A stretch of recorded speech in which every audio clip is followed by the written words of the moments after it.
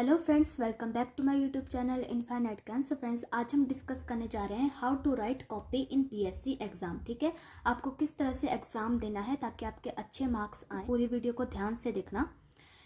सबसे पहले है carefully read the question paper. ठीक है, आपको बिल्कुल ध्यान से केयरफुली रीड करना है क्वेश्चन पेपर को, और पीसफुली, सबसे इंपॉर्टेंट है पीसफुली रीड करना है।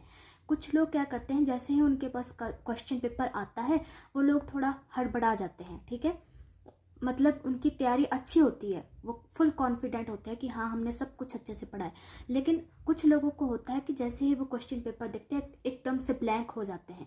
फिर उन्हें लगता है कि अरे मुझे तो इसमें से कुछ भी नहीं आता।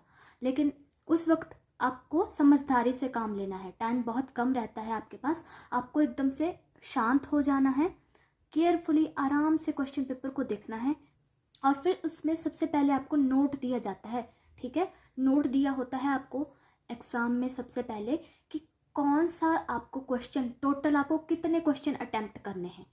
जो आपको टोटल अटेम्प्ट करने हैं क्वेश्चन, उनका आपको नंबर देख लेना है ध्यान से, और किस सेक्शन में से कितने क्वेश्चन आपको अटेम्प्ट करने हैं वो भी देख लेना है।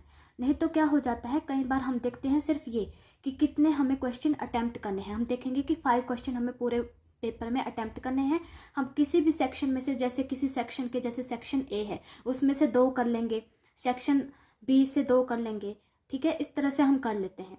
लेकिन कई बार होता है कि हर एक सेक्शन का हमें एक ही क्वेश्चन करना होता है, तो वो आपको ध्यान से देखना है। फिर उसके बाद आपको एकदम से क्वेश्चन पेपर को देख लेना है। फिर जो सबसे ज़्यादा मार्क्स वाले क्वेश्चंस होंगे उन्हें सबसे पहले आपको अटेम्प्ट करना है। ठीक है, सबसे ज़्यादा मार्क्स वाले क्वेश्चन को आपने अटेम्प्ट करना है सबसे पहले। फिर क्या करना है, जो क्वेश्चंस होंगे, उन क्वेश्चन में से जो ज़्यादा मार्क्स वाले हैं उनमें से जो आपको बहुत अच्छे से आता है जिसका आंसर, वो आपको सबसे फर्स्ट लिखना है। ठीक है, उसको आपको सबसे पहले लिखना है। और उसको स्टार्ट कैसे करना है लिखना, प्रॉपर हेडिंग डालनी है आपने। ठीक है, प्रॉपर हेडिंग आपने डाल देनी है। अब मैं आपको विद एग्जाम्पल बताऊंगी। फॉर एग्जाम्पल, जैसे यहाँ पर एक क्वेश्चन दिया गया है। क्वेश्चन है आपके पास, what are crystalline polymers, what are the conditions for crystallinity. ठीक है, तो आपको पहले क्वेश्चन को समझना है कि आपसे पूछा क्या गया है। कई बार क्या हो जाता है, टर्म्स सेम होती हैं लेकिन कुछ अलग तरीके से पूछा होता है और हम वहाँ पर गलत आंसर लिख के आ जाते हैं। यहाँ पर पूछा गया है कि व्हाट आर क्रिस्टलाइन पॉलीमर्स। आपको ये बताना है कि क्रिस्टलाइन पॉलीमर्स क्या होते हैं, वो बताना है। What are the conditions for crystallinity, मतलब कि क्रिस्टलिनिटी के लिए क्या कंडीशंस अप्लाई होती हैं। हमें पता है कि इसमें हमें रेगुलर पैटर्न चाहिए होता है। ओके, और सेकेंडरी फोर्सेस भी इसमें होनी चाहिए। अगर सेकेंडरी फोर्सेस होगी तो ये और भी ज़्यादा वेल पैक होगा। तो हमें एकदम से देखना है कि अच्छा ये पूछा है तो हमें वो लिखना है वहाँ पर। अब जैसे कि यहाँ पर मैंने आपको डेमो दिया है, जैसे कि आप लिख रहे हो कि क्वेश्चन नंबर 1 है, उसका आंसर लिख रहे हो आप, है ना। फिर आपने यहाँ पर पूरा आंसर दे दिया, the crystalline polymers consist of. ठीक है, आपने इस तरह से पूरा आंसर वहाँ पर लिख दिया। अब आपको लग रहा होगा कि हाँ मैंने तो सब कुछ लिखा है, इसमें कोई गलती तो है नहीं। इसमें गलतियाँ हैं, अगर आप ध्यान से देखो, ध्यान से समझो तो इसमें क्या है, गलतियाँ हैं। वो क्या गलतियाँ रहती हैं, जैसे आपने यहाँ पर सिर्फ क्वेश्चन नंबर को मेंशन किया है और साथ में आंसर लिख दिया है। आपको सेक्शन को भी मेंशन करना है। जैसे कि आप सेक्शन ए का क्वेश्चन कर रहे हो तो आपको यहाँ पर लिखना है सबसे पहले कि सेक्शन कौन सा है जहाँ से आपने ये क्वेश्चन को लिया है, जो आप पहले कर रहे हैं। कई बार हमें आगे पीछे से, मतलब कि कई बार हम क्या करते हैं, सेक्शन ए को छोड़ देते हैं, सेक्शन बी को पकड़ लेते हैं कि हाँ उसके क्वेश्चन हमें अच्छे से आते हैं। तो आपको वो सेक्शन को लिखना है और उस क्वेश्चन का कौन से वाला पार्ट कर रहे हो। जैसे कि यहाँ पर क्वेश्चन नंबर 1 है, आप उसका बी पार्ट कर रहे हो तो आपको वो मेंशन करना है कि बी पार्ट है।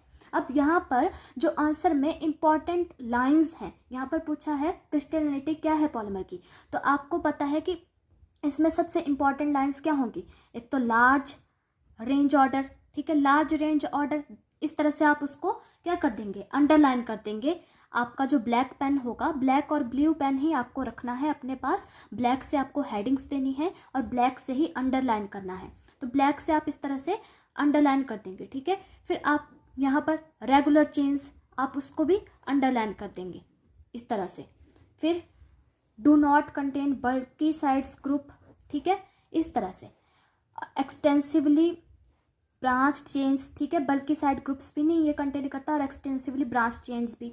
तो इससे क्या होगा कि एग्जामिनर की नज़र एकदम से जो आपने अंडरलाइन किया होगा पार्ट उस पर पड़ेगी। उनके पास उतना टाइम नहीं होता कि वो आपका पूरा आंसर रीड करें, वो एकदम से देखते हैं जहाँ पर आपने अंडरलाइन किया उन्हें ईजी हो जाता है और वो खुश होकर आपको बहुत अच्छे मार्क्स देते हैं। तो ये पक्का आपको फॉलो करना है, अंडरलाइन करना, ठीक है, बिल्कुल करना इसको, आपको बहुत अच्छे मार्क्स आएंगे ऐसा करने से। फिर जैसे आपने पूरा आंसर लिख दिया, ठीक है, यहाँ पर भी आपको इंपॉर्टेंट लाइंस को क्या करना है, अंडरलाइन कर देना है। जैसे कि no polymer is purely crystalline, इसको आपने क्या करना है, अंडरलाइन कर देना है। अब कंडीशंस पूछी गई हैं तो कंडीशंस को आपको हेडिंग में देना है, कंडीशंस इसेंशियल फॉर क्रिस्टलिनिटी।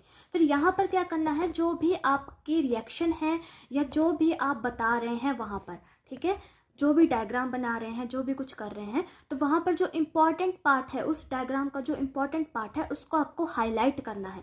जैसे कि यहाँ पर हाइड्रोजन बॉन्डिंग की बात हो रही है नायलॉन में, कि हाइड्रोजन बॉन्डिंग होने की वजह से ये क्या रहते हैं, प्रॉपर वेल पैक रहते हैं, ये इनमें सेकेंडरी फोर्सेस होते हैं जिसकी वजह से ये इसकी क्रिस्टलिनिटी को और भी ज़्यादा इन्हांस कर देती है। तो ये मैंने किससे शो किया, रेड से, तो आपको यहाँ पर ब्लैक पेन से इसको इन्हांस करना है। ओके, तो ये है पैटर्न, इस तरह से आपको एग्जाम में लिखना है। और फिर बाद में जैसे ही आप फिनिश कर लेते हो सारे क्वेश्चंस को लिख के, आपको एक बार पूरे आंसर शीट को प्रॉपर रीडिंग देनी है कि कहीं पे कुछ छूट तो नहीं गया, कहीं पे कुछ गलत तो नहीं मैंने लिख दिया या डायग्राम या कुछ। और फिर दोबारा से एक बार रिवीजन करके देख के, रीडिंग करके दोबारा उसको देख लेना है।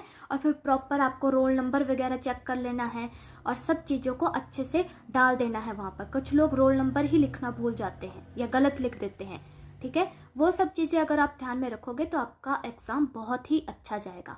ओके, सो आई होप आपको वीडियो पसंद आई हो। Best of luck for your exams. मिलते हैं अपनी नेक्स्ट वीडियो में। Till then guys take care, good bye.